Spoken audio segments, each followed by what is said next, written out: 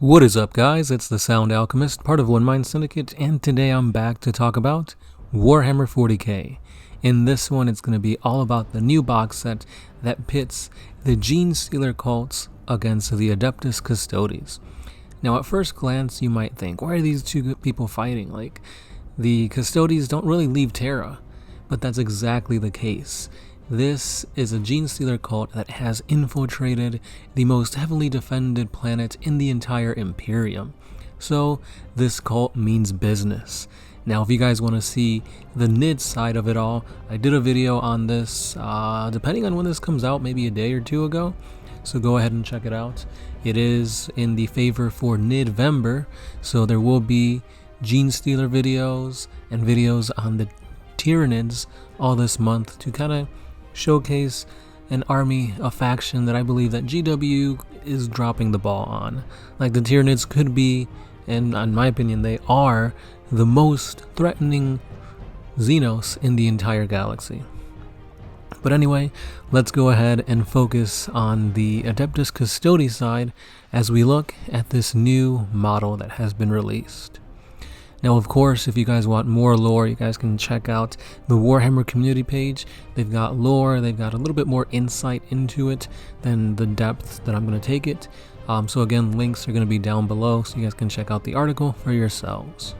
So here we have, leading the charge into the cult is none other than Aristothes Carvelin, a blade champion whose prodigious swordsmanship puts even his fellow Custodes to shame.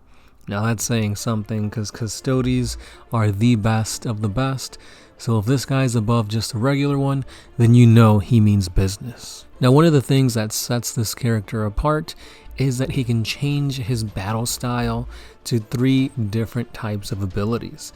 So basically, depending if you're fighting against like a vehicle, a monster, swarms of enemies, he's got the right stance to take on the foe. But before that, just looking at the sculpt, it's alright. Like, I'm not blown away, I'm not really impressed. It looks like your standard Custode with a little bit of extra flair, but I mean, it is what it is. You can't like them all. This blade champion has a ton of attacks, 6 standard attacks that can hit a whopping 12 times when he's using the hurricane technique. So, first and foremost, his sword is that of the Vault Sword, an awesome weapon that can really be used to cleave apart many enemies. So let's begin with the Hurricanus ability that allows him to deal twice the amounts of hits. So strength is the user, AP's -1 with a single damage, but again, with 6 attacks, you're going to be doing 12, and that's how you cut through hordes of Gene Stealer cults, orcs, or any other type of Tyranid Gribbly. Now, if you are going against more interesting type characters, such as like monsters and vehicles, you have the Behemoth ability, which gives him strength +2, AP -4, 2 damage, so a potential of doing 12 wounds. But the kicker is that every time an attack is made with this weapon against a monster or a vehicle, any unmodified hit rolls of a 4-up automatically wound the target. So you don't have to go ahead and like attempt to deal more damage. 50% of the time, they're just going to go straight on through. Now, the fun does not end there, because the final form is that of the Victus. Victus is specifically aimed at going against characters, but it's a strength +1, AP is that of -4 once again, and you got a whopping 3 damage this time. And again, since you're fighting against a character, you get to re-roll the wound roll as that special ability. So not only are you going to cleave through armor saves, you're also going to be doing 3 damage per attack, and if 6 attacks go through, that's 18 wounds. That's a guaranteed kill on pretty much anything in the game.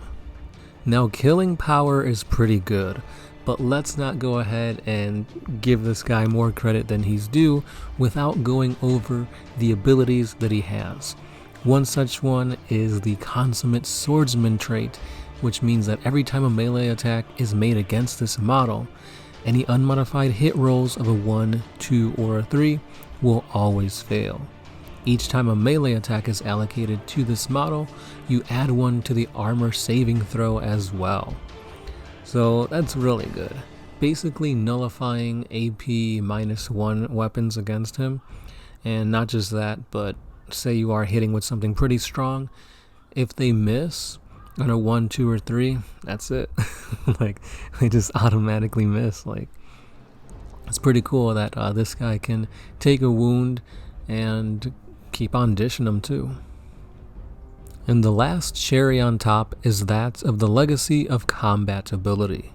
At the start of the fight phase, if this model is within engagement range of any enemy units, he fights first in that phase. This model is also eligible to perform a heroic intervention if he is within 6 inches horizontally and 5 inches vertically of any enemy unit. Each time this model makes a heroic intervention move, so long as it ended closer to the closest enemy model or within engagement range of an enemy character, he can move up to 6 inches, not the standard 3. All other rules for heroic intervention still apply to him, but that's pretty good. Basically, it's making it easier for this guy to be right where he wants to be, and that is up close, in close combat against the enemy. Now, I've been recently playing the Adeptus Custodes, so I know a thing or two about how they play, how they deal with enemies that have much more models on the battlefield, and this guy, as long as you can get him in close combat, he will be chopping them up left and right. I don't know if I'm going to be getting this box set, because, again, like the models that come with the box set, I don't think I really need. Alaris Terminators are cool and all. Really awesome sculpts in my opinion. You also have a squad of Sisters of Silence, which are really good anti-psychers, and then you have the Alaris guy, or not the Alaris, the Blade Champion, to basically mess things up in close combat. Don't get me wrong, it's a good box, at least the half for the Custodes. So if you're starting out and you got a buddy, yeah, go ahead and go 50-50 on it. Because the Gene Stealer side is pretty cool too. Them being one of the newer factions in 40k, they got awesome sculpts, and that new character, I always forget her name. She's really awesome, being a demolitions expert and like having that two-face like style. It looks really cool. But again, that's not my cup of tea when I play with Custodes, because I tend to go more armor with the heavy Telemon, the jet bikes and whatnot. So that's another aspect of this army to kind of go ahead and play around with. But in my opinion, it's cool. Go ahead and grab it if you're interested. And with that being said, that's pretty much all I've got on this awesome named, well, it's not a named character, but this awesome warrior for the Adeptus Custodes. With that being said, these are the 2 codices that we'll be seeing dropping before the year's over. In my opinion, it'll probably come out sometime around Thanksgiving or early December, because they want to push these out around the holidays so you can buy them for Christmas and whatnot, which makes sense. I know for a fact that I will be grabbing the Adeptus Custodes Codex, so keep your eyes peeled for that. I will be going over the new stats and whatnot, so stay subscribed for more Custode lore, and of course for the rest of Nidvember, where we go over the Tyranids in this whole month. And yeah, that's all I got for today, guys. Let me know your thoughts or your opinions below. If you think I missed out anything about this Blade Champion, let me know.